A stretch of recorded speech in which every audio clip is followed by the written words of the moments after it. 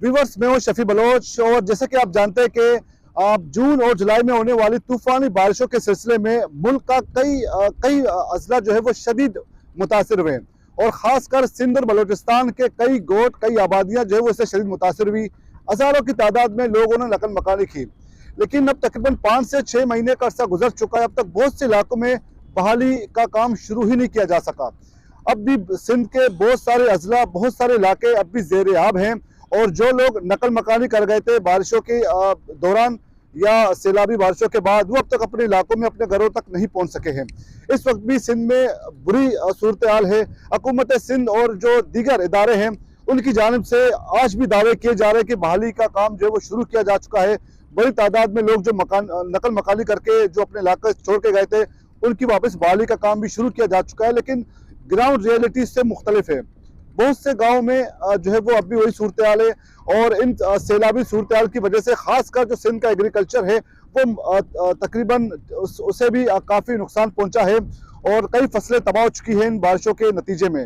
और जब ग्राउंड में जब लोग जाते हैं तो वहाँ पर बिल्कुल मुख्तलिफ सूरत हाल होती है। बहुत से इलाके अब भी ज़ेर आब हैं। जो स्कूल और जो इंफ्रास्ट्रक्चर था सिंध का वो बुरी तरह मुतासर हो गया था और यहाँ तक के जो ज़मीनी रास्ता बहुत से अजला के जो कि मुनक़ता हो गए थे, सड़कें टूट गई थी, इंफ्रास्ट्रक्चर को शदीद नुकसान पहुंचा था, लोगों के घर उनकी खेती बाड़ी शदीद मुतासर हो गए थे।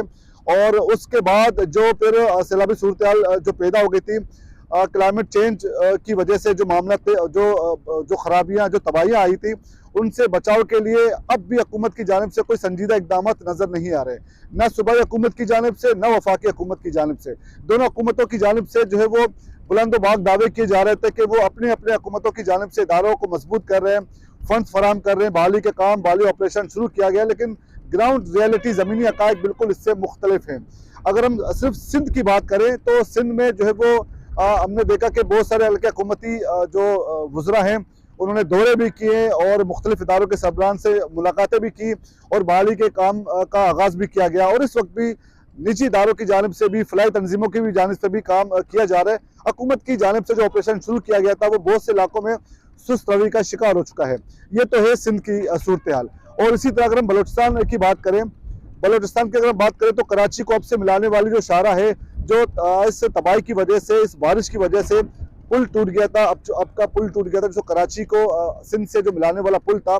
इसके बाद मुतबादिल तौर पर आर्जी रास्ते तो बनाए गए, लेकिन अब तक पुल की बहाली का काम शुरू किया गया, वो फिर जो है वो काम बार बार किसी वजह से ताखिर का शिकार हो रहा है। लेकिन बलोचिस्तान की सूरत हाल पर हम बात करते हैं जो है वो इस्माइल सासुली से, जो कि सीनियर साफ़ी भी है और बलोचिस्तान में सैलाबी सूरत हाल पर उनकी काफ़ी गहरी नज़र भी है। तो हमारे साथ मौजूद है इस्माइल सासुली। आइए इस्माइल सासुली से भी बात करते हैं।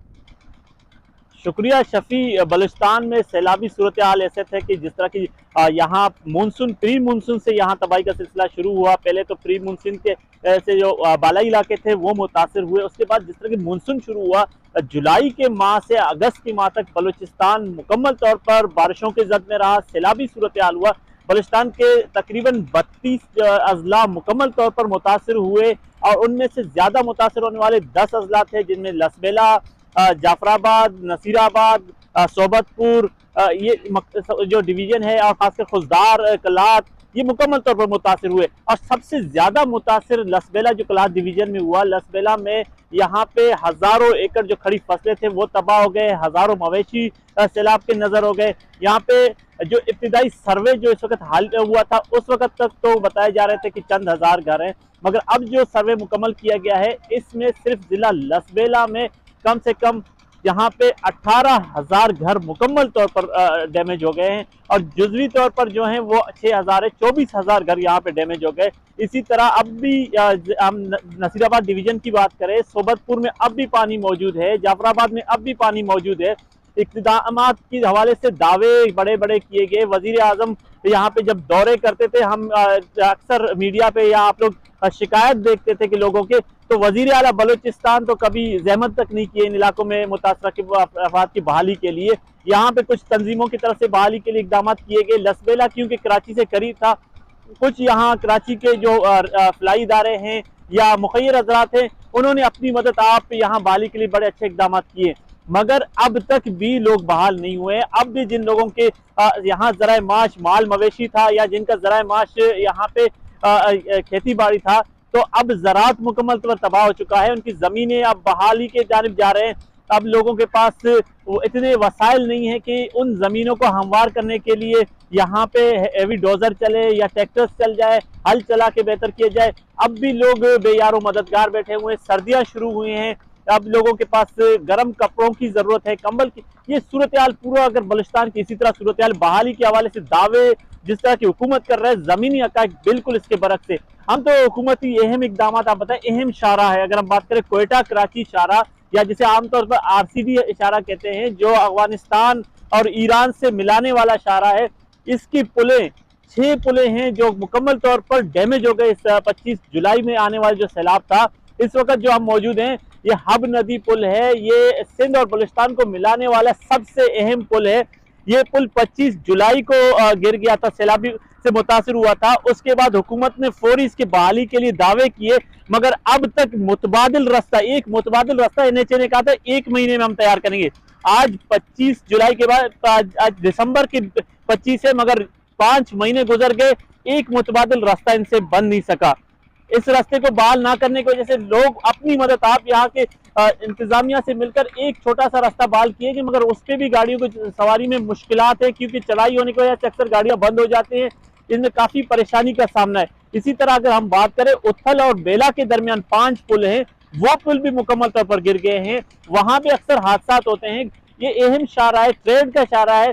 अफगानिस्तान से या इस वक्त ईरान से जिस तरह की सब्जियां आ रहे हैं, दीगर चीजें आती जाती कराची, तो ये तमाम चीजें ना होने की वजह से, पुल ना होने की वजह से मुश्किलात का सामना है। अब इस पुल पर मुतबादिल रास्ता 1 महीने से नहीं बन सका। इस पुल का टेंडर तो हो गया, एक हिस्से को तो गिराया गया, मगर दूसरा हिस्सा नहीं गिर सका है। अब जिस तरह की NLC के जान से जो टेंडर हुआ है, इन्होंने 1.5 साल का टाइम दिया है, मगर मुतबादिल रास्ता न होने की वजह से हैवी गाड़ियों को, या अक्सर तौर पर यहाँ पे गाड़ियाँ ट्रैफिक जाम होता है, लोगों को बाईपास का इस्तेमाल करना पड़ता है। कम से कम 18 किलोमीटर इजाफी रास्ता इस्तेमाल करते हैं। हुकूमत बलुचिस्तान की जानिब से इस हवाले से इकदाम के हवाले से कोई मतलब जमीनी तौर पर इकदाम दिखाई नहीं देते, जबानी तौर पर दिखाई देते हैं। NHA की जानिब से सिर्फ दावे किए जा रहे हैं, प्रेस रिलीज जारी किए जा रहे हैं। आपको बताऊं, अभी NHA के इस सुस्त रवि के हवाले से एक पिटीशन बलुचिस्तान हाईकोर्ट में लगाया गया। बलुचिस्तान हाईकोर्ट ने इसका नोटिस लिया है। अब बलुचिस्तान हाईकोर्ट के नोटिस के बाद अब मुतबादिल रास्ता का काम इन्होंने तेजी से शुरू किया, क्योंकि जनवरी में इन्हें पेश होना है, वहां पे अपना रिपोर्ट पेश करना है। जब तक इन इदारों पर अगर अवाम कोर्ट तक नहीं जाए तो बहाली के लिए। इसी तरह बलुचिस्तान के जो मुतासर इलाके हैं, सैलाब से मुतासर इलाका, वो मुकम्मल तौर पर लोग अब तक मफलूज बैठे हुए हैं। लोगों का ज़राए माश तबाह हो चुका है, घर तबाह हो गए। लोग वहीं खेमों में, अगर वो खेमों को 5 महीने में आप अंदाजा लगाएं कि क्या हालत होगी, तो उन्हीं में पड़े हुए हैं। अब तक भी यहाँ बलुचिस्तान के लोगों ने ज्यादा तो नकल मकानी नहीं किया। यहाँ के लोग कोशिश करते हैं यहीं कहीं ऊंची जगह पे जाके नकल मकानी नहीं करते। तो इनको फौरी तौर पर रिलीफ के लिए सर्दियों में जो जरूरत है, हुकूमत बलुचिस्तान की जानिब से दावे कर रहे हैं, इसी तरह के इकदाम की जरूरत है। विफाकी हुकूमत को चाहिए, खासकर NHA को, इन रोडों की बहाली के लिए, खासकर ये कोयटा कराची शारा जो RCD हाईवे है, इसकी बहाली पे फौरी इकदाम किए जाए। हादसा हो रहे हैं, एक्सीडेंट्स बार बार होते हैं। इन यहाँ पे पुलें नहीं है, हादसा होने की वजह से कई लोग यहाँ अपने जिंदगी का बाजी हार जाते हैं। तो इस तरह के इकदाम ना होना हुकूमती दावों के बरक्स से लोग बेयारो मददगार हैं। ये आपने सुनी इस्माइल सासुली की बातें, जिन्होंने तफसील तौर पर जो है मैं बलुचिस्तान की सूरत हाल से आगाह किया कि अब तो जो है वो इन तूफ़ानी बारिशों के बाद भी जो सूरत हाल थी वो अब भी जूं की तूं है। और जो लोग खुले आसमान तले बेयारो मददगार पड़े थे, वक्ती तौर पर जो फलाई इदारे हैं जिन्होंने सिंध से, कराची से, पंजाब से और मुख्तलिफ सूबों से आकर बलुचिस्तान के लोगों की मदद की, उनकी कार्रवाई तो थी, उनकी जानिब से जो इमदाद, जो बाकी चीज़ें फराहम की गई थी। लेकिन सूबाई हुकूमत की जानिब से जो ऑपरेशन था वो ना होने के बराबर था।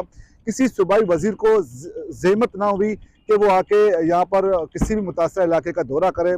जबकि दूसरी जानिब अगर हम सिंध को देखें, सिंध में फिर भी थोड़ी सी हलचल थी। आज सूबाई वज़रा जो है मुतासर इलाकों में पहुँच गए थे। जो अरकान असम्बली थे वो गए अपने अपने हल्कों में, दिखावे के तौर पर ही सही, लेकिन गए थे वहाँ पर। वो अलग बात है कि सिंध में अभी सूरत हाल कुछ बेहतर नहीं हुई। जबकि बलूचिस्तान की अगर हम बात करें तो बलूचिस्तान में हुकूमत नाम की तो कोई चीज़ ही नहीं है, और किसी भी हुकूमती नुमाइंदों को तौफीक नहीं हुई कि वो जाके किसी मुतासर इलाके का दौरा करे। फोर्थ सेशन के लिए ही सही, लेकिन कुछ तो करे। जबकि बलूचिस्तान सिंध में फिर भी सूरत कतई कदर बेहतर थी। और पंजाब में और KPK में भी हमने देखा कि वहाँ पर भी जो हुकूमती जमातें भी खुद भी मुतरक थी और सूबाई हुकूमतें और इंतजामिया भी काफ़ी उसमें एक्टिव नजर आई। बलूचिस्तान में तो बिल्कुल कोई दाद रसी करने वाला नहीं, कोई फुरसान हाल नहीं, लोग वैसे ही पड़े हुए थे। और इस वक्त भी जो मुतासर इलाके थे वहाँ बिल्कुल ऐसी सूरत हाल है। और इसी तरह कराची को बलूचिस्तान से मिलाने वाला जो पुल है, अब का जो ब्रिज है, पुल है, टूट गया था, उसकी बहाली का काम भी बहुत जो है सुस्तरवी का शिकार है। और इसी तरह सिंध के लोग, खासकर जो बलूचिस्तान के लोग हैं, वो बेयार और मददगार है। अल्लाह की तरफ से, खुदा की तरफ से कोई इमदाद आके, कोई मदद इनके लिए आके पहुंच जाए। बाकी सूबाई हुकूमत हो या ज़िला इंतज़ामिया हो, वो बिल्कुल या तो बेबस है या तो गैर फाल है। और उनकी जानिब से कोई अब तक ऐसा इकदाम होता हुआ नज़र अब तक नहीं आ रहा। और अब सर्दियाँ भी शुरू हो गई हैं, तो सर्दियों में खुले आसमान तले इनके लिए रहना वाकई में काफ़ी मुश्किल और एक इम्तहान होगा। और इसके बाद फिर जब दोबारा से मानसून का जब सीज़न शुरू होगा, फिर यही सूरत खुदा न ख्वास्ता पैदा होगी। तब हुकूमत के पास क्या मनसूबा होगा कि हुकूमत दोबारा ऐसी सूरत हाल से ज़्यादा जानी नुकसान से बचाने के लिए कोई इकदाम करे। बहरहाल ऐसा होता हुआ तो नज़र नहीं आ रहा था, ऐसा अब भी होता हुआ नज़र नहीं आ रहा, ना सिंध हुकूमत की जानिब से, ना बलूचिस्तान हुकूमत की जानिब से। अब तक के लिए इजाज़त दीजिए, आइंदा एक और वीडियो के साथ आपके सामने हाजिर होंगे। अल्लाह हाफिज़।